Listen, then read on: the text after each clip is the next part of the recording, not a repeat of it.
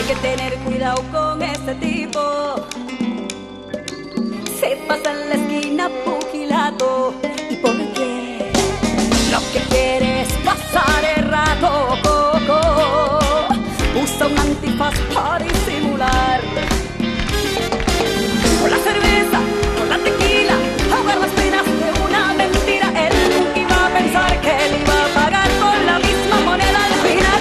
Paga, paga, paga, llora, llora, llora. Siente lo que sufre un alma que llora. Tú tienes que pagar por tu traición, bandolero.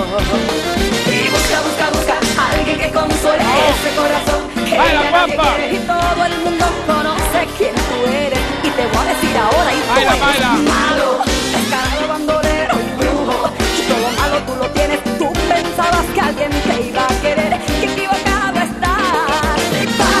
Y paga caro lo que hiciste. Siente y las heridas que me diste. Todos tenemos un juicio final. Noi lo facciamo spesso, parliamo di libri, parliamo di tante argomentazioni e oggi abbiamo qua il piacere di avere una giovanissima scrittrice, Isabel Sardo, al quale facciamo un grande applauso. Grazie poi a Davide Zedda, la casa editrice. Abbiamo questa signorina, buonasera, come stai? Intanto ben trovata, sei arrivata da Cagliari? A presentare poi un libro che è uscito già da un po', ma un libro poi che, insomma, tu hai 25 anni e il libro parla di un argomento un po' particolare perché parla, vogliamo dirlo, dillo tu perché insomma, dirlo? Sì, avvicina un po' il microfono magari. Ah, ok.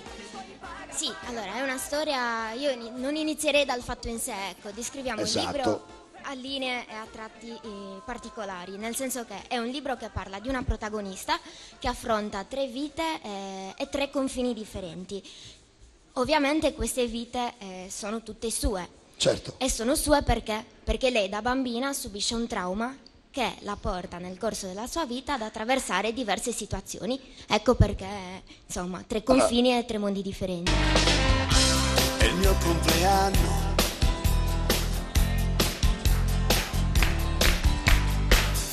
Oggi è il mio compleanno, tanti auguri a me. È il momento di bilanci veri, di inventari che non quadreranno mai. Però dobbiamo dire cosa è successo poi a questa ragazzina, questo è un argomento un po' particolare, però c'è stato un abuso poi sessuale poi di questa bambina, sì, che nel tempo della sua vita poi si ritrova poi tra l'altro a fine libro a essere grande e a continuare a parlare di questa esperienza che l'ha provata in qualche modo. Ovviamente, essendo un tema così delicato, aggiungo sempre che è un mio punto di vista, è un modo di vedere una storia così forte dagli occhi di una persona che ha 25 anni, creando una storia attraverso delle metafore, attraverso dei passaggi che sono i capitoli, che è un mio modo di scrivere. Io certo. Uso i capitoli proprio per questo motivo, per differenziare la vita, certo, e far certo. crescere la protagonista. Io tra l'altro leggo qua, Isabel Sardo, abbiamo già detto 25enne, una vita impegnata, leggo quel che c'è scritto dietro, tra lavoro e passioni. In prima linea intanto scopriamo il teatro che accompagna la sua crescita dal 2002, grazie allo studio, ai laboratori teatrali, alla partecipazione a diversi esiti scenici, concorsi e spettacoli. A seguire poi il volontariato diretto ai grandi e ai bambini attraverso l'apprendimento del clown terapia, poi ne parleremo anche di questo. Ma è il mio compleanno.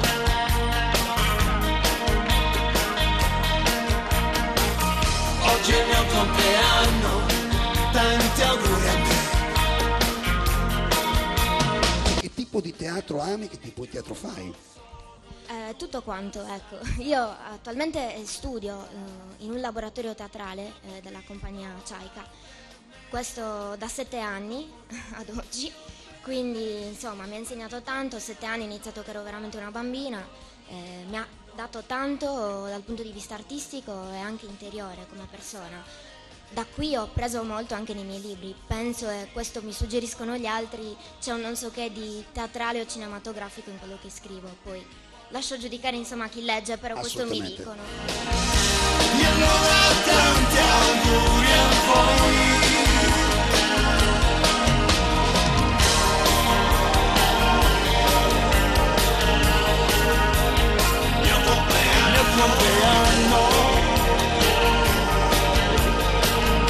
In questa storia ci sono 3-4 cose molto interessanti. Mi Fammi ha una domanda, colpito il fatto che l'orco che rovina la vita di questa bambina, che poi diventerà adulta e racconterà questa esperienza in una casa famiglia e la cui ambientazione in Albania, a Valona, è un amico di famiglia. Io vorrei chiederti come mai la scelta di questa figura e come mai la famiglia della piccola protagonista è benestante.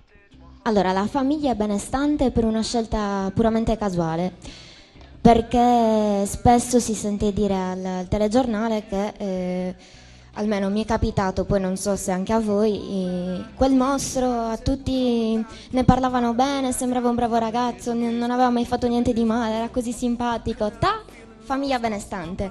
Perché? Allora facciamo un po' il contrario, dato che si sente sempre dire questo. Facciamo che la famiglia benestante è familiare della vittima e l'orco, come l'hai definito tu, è un essere esterno che non c'entra nulla con il benestare.